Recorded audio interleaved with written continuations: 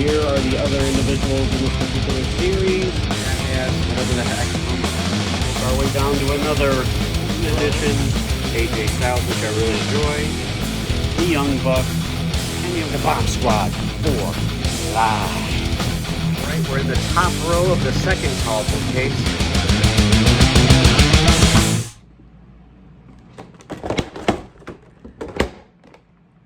What is up, the Bomb Squad? This is Don the Bomb. And baby, I am back for another action-packed wrestling figure unboxing and review. So today, I got a very, very special box for my friends over at Collect Major, the Major Pod guys. And that is, as you can see, the latest installment of the Big Rubber Guys that I am deeply invested into. Being a original WWF LJN collector from the 80s, even though I wasn't alive in the 80s. I had some hand-me-downs, you know what I'm saying, and bought some later in life. Anyway, I'll digress. Anyway, the latest installment of the Big Rubber Guys, we have the Texas Tornado Kerry Von Erich, Bruiser Brody, and then the Islanders Haku, and the Tonga Kid, also known as Tama. And as some of you may know, Haku here is the father of the current day WWE, part of the MFTs, the Tama Tonga, Tongaloa, and Tala Tonga.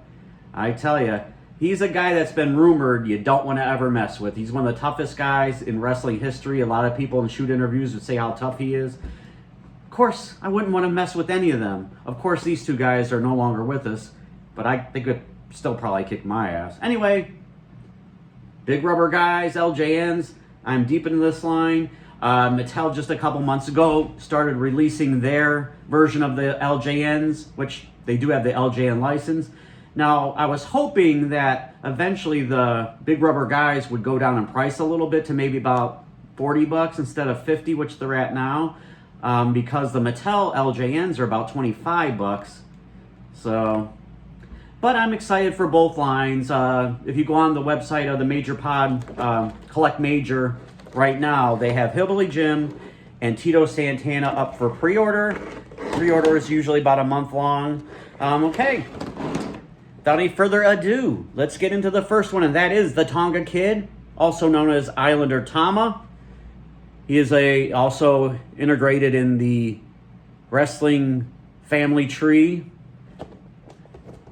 And there are the other individuals that have come out recently. And there is a checklist, which is pretty cool. You have the barcode, another jibber jabber, major.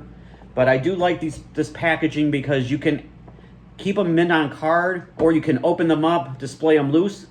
And if you want to hang on to the box, you can put them back in there. It's just an easy slip cover. So collect them all at collectmajor.com. The next installment should be here in a couple months, which I'm looking very forward to. It has my favorite wrestler of all time, the Genius Lanny Poffo, in it. All right, Plastic Prison, as my friend from YouTube, Kyle Peterson, says. Luckily, there's no articulation to go over. So what we have here, the Tonga Kid. Definitely looks like him. Has that little space in between the teeth that he had missing there. You have the removable headband. You have the removable necklace, whatever the heck this is.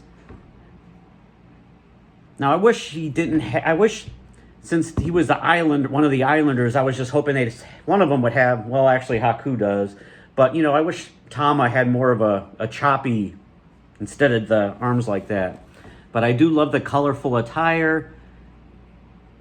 Definitely the tropical inspiration there, the island life. There's the major branding on the bottom of his feet, black knee pads, white ankle wraps, as well as the wrist tape, black elbow pads. All right, there is Tonga Kid, Tama. All right, like I was talking about earlier, one of the toughest guys in professional wrestling history, Haku. He at one time was also known as King Tonga, and later became Ming when he was in WCW, as some people may know or remember. Now, he had an original LJN, which I was not able to get as a kid, and it was too much money on eBay to go buy, so I am glad that he is pretty much been duplicated in this big rubber guy form. Same pose where he has the double arms up, kind of like a test of strength, has the removable items that Tonga Kid have, and then the matching tropical tights. And that definitely looks like Haku. Put them together. There they are. Now, they're about the same height, which I think Haku would have been a little taller. But either way, very cool. The Islanders. I'm happy to have them in my Big Rubber Guy LJN collection. All right, let's move along to Bruiser Brody. Poor Bruiser Brody. He was ECW way before ECW was a thing, with the violence and the blood, and I mean, he was crazy. Him and Abdul the Butcher, they really did exchange a lot of blood back in the day. And unfortunately, Bruiser Brody was murdered in Puerto Rico in the locker room by another wrestler. I think it was a money or booking issue or some stuff like that. Anyway, he would have been something in the 1990s ECW. Never made it to WWF or WCW from what I remember. I could be mistaken about WCW, but I don't think he was there. But there he is right there with the nice chain accessory. Now this is a plastic chain. And then one thing you can tell, if you look a little closely, is he has the blade marks going up and down his forehead, which is very accurate. Has the crazy hair, has the kind of like the fur vest with the fur boots, socks with the white and then the black stripes, and then you have kind of like he wore these and they were supposed to, I think they start off white, but they ended up turning a gray color. I don't know if you ever washed them or changed them, but then you have the standard black trunks that he was famous for. But yeah, he definitely was he was ECW, he was Extreme before Extreme was a thing, at least in the United States. So there he is, and he was a big guy, big imposing guy. And last but not least, the Texas Tornado Kerry Von Erich. He unfortunately passed away many, many years ago as well, as like most of his brothers did, by suicide, unfortunately. Hate to see it, never a good thing. There he is right there. I think I forgot to show the last couple of boxes, huh? I guess you could always rewind it and check him out in the beginning. Remove him from the plastic prison. Oh. Come on out, Kerry. Oh. Oh my goodness, what a pain that was. I guess if it wasn't a plastic prison, it would be easy to get out of. So it's a prison, so there we go. There he is right there. Getting ready for the tornado punch, which was one of the worst finishing maneuvers of all time. Definitely looks like Kerry. I think this is I can't really tell. I mean, on the back, you see here he's wearing the kind of like the purplish attire. On the back, it has a nice gold Texas Tornado. So it's obviously kind of going after his WWF years. But as a Texas Tornado, I don't really remember him wearing this purple color. But I more know him for wearing either the white with red or the red with white.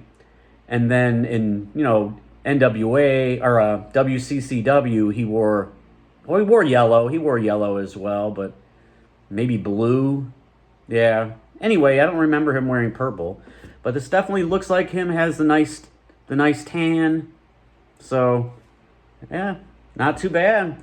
These are all guys that deserve an LJN Big Rubber Guy figure. And like I said before, Haku already had one, so it was too expensive for me. But now he's not. But I look forward to the future of the Big Rubber Guys. I look forward to the future of the Mattel LJNs. I'm all in.